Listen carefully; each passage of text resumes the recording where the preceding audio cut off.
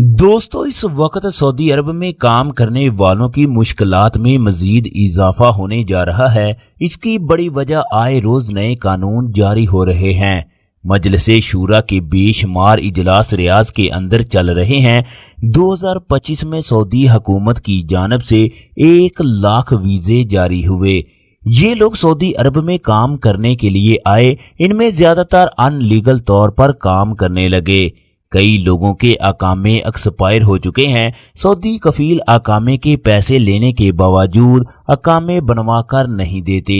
इन तमाम बातों को मद्देनजर रखते हुए सऊदी हुकूमत की जानब से 3 नए कानून जारी हुए।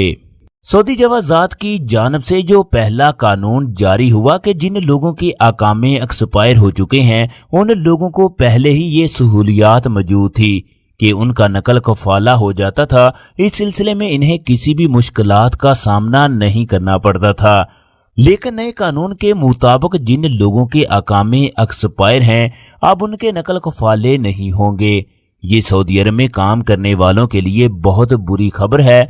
जवाजात की जानब से ये भी अलामिया जारी हुआ जिन लोगों के वर्क परमिट की मियाद बाकी है जबकि अकामा एक्सपायर है उनका भी नकल कफाला नहीं हो सकता। जिन लोगों के वर्क परमिट एक्सपायर हैं जबकि अकामा भी एक्सपायर है उनका नकल कफाला हो जाएगा। सऊदी जवाजात की जानब से ये भी कानून जारी हुआ।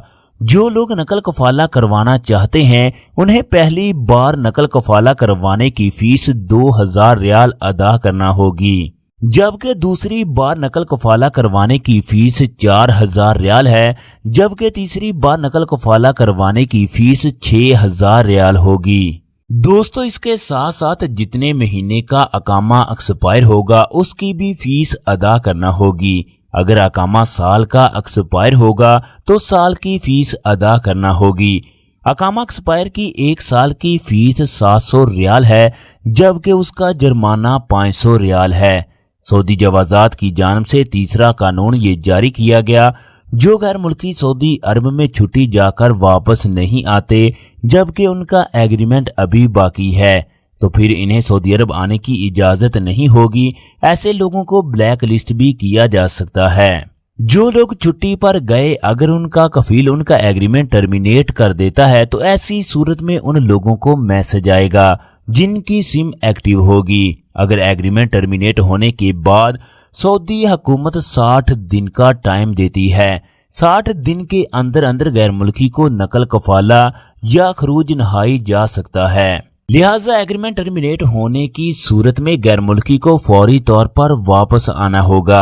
अगर उसकी मर्जी होगी तो नकल कफाला करवा सकता है या खरूज नहाई जाकर दोबारा सऊदी अरब में एंट्री कर सकता है।